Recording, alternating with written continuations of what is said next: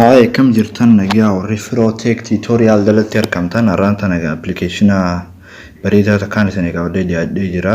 Applicationni maqaan isaa egaa Shade jedhama application kana jechuudha. Shade dha application Shades jedhama kun wanti inni fayyaduuf takkaffaa silkkiin teenya hogguu takka gisee ifaa isii yookaan brightness isii kanarraa irrifne ila hanqalumaatti nuuf hin irratu jechuudha. Amma fakkeenyaaf akkanatti irrifneetti illee gisee takka ijatti illee nuufti beektaa. Gisee akkasiisan akka ilaa dhumatti irrisuudhaaf halkan fa'aa gisee kararra teessee gisee halkan fa'aa gisee fayyadamtu kararra teessee gisee wanti silkkii hedduu ijaan nama eefti bika biraattis akkasumatti jechuudha. Na ifaasii kana ilaa dhumatti irrisuudhaaf application nu fayyadu jechuudha. Shades application ni jedhama kun application brightness irraa lammaffaa application kun wanti nama fayyaduuf akkuma description isaa argitan kanatti Shade allows you to lower your screen brightness beyond the system minimum. Takkaffaa akkuma reefu jedhee screena ifaasaa irraa hir'isuufi lammaffaa immoo chaarjii keessan qusachuuf jechuudha battery saves ni godhuudhaaf. This can result in significant battery saving. Akka battery keessan qusatan isin gargaara jechuudha lammaffaa. Faayidaan isaa lammaffaa tani. Isa gaa Play Store keessa hin jiru inni Play Store keessa barbaadanii wanta godhuudhaaf nama dhibee hedduu.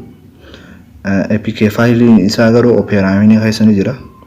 Opera Mini keessa seentanii shades/apk4 jettanii gisee katabdan isiniif fide jechuudha. Ono kana yookaan description box keessa isiniif hin kaayaa anta isaa APK file isaa footoo tana qaba jechuudha. Footoo maasdiraa tana qaba jechuudha. Application xiqqaadha. Kiloobaayitii 129 jechuudha. Application xiqqaadha jechuudha.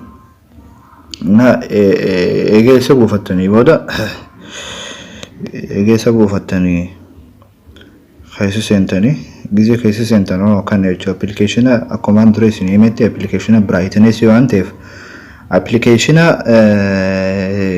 ifaatti irraa hir'isnu waan ta'eef waan bright keessaan qabu jechuudha kanuma. Egasii bika tana onola as jechuudha as qabdanii of bikeessa tana on gootan jechuudha. Giseen akkana godhe onola akkatti ifaan irrisee agartanii ilaa macarashaa irratti jechuudha. Qareefu sanne qacoolatti ifa ture akkasumaanoo Samsung macarashaa ture jechuudha. Brightness macarashaatti ifaa ture garuu kana keessa seentanii gisee of gootan ifaa sanuu gadi irrisee jechuudha qacoolatti. Achi gaditti sirreessuu ni dandeessanii yoo feetanis akkanatti itti guddifattan jechuudha. Akkanatti irraa hir'isanii feetanis akkanatti akka feetanitti jechuudha. Kanatti irraa hir'isanii yoo ifaan isaa isin cinqee jechuudha jechiisan. Sistema guutuu akkanatti ifaa irraa qannasanii fayyadamuu ni dandeessan jechuudha. Egaa daawwattoota keenya egaa warri Firotech tutorialii jalatti argamtan barnoonni irraa kana fakkaata. Channel keenya egaa haareyaa subscribe godhaa barnoota haareyaa barnoota adda addaa argachuudhaaf jechuudha. Barnoota hedduu qabna nuti isinummaa subscribe nu godhaa channel keenya.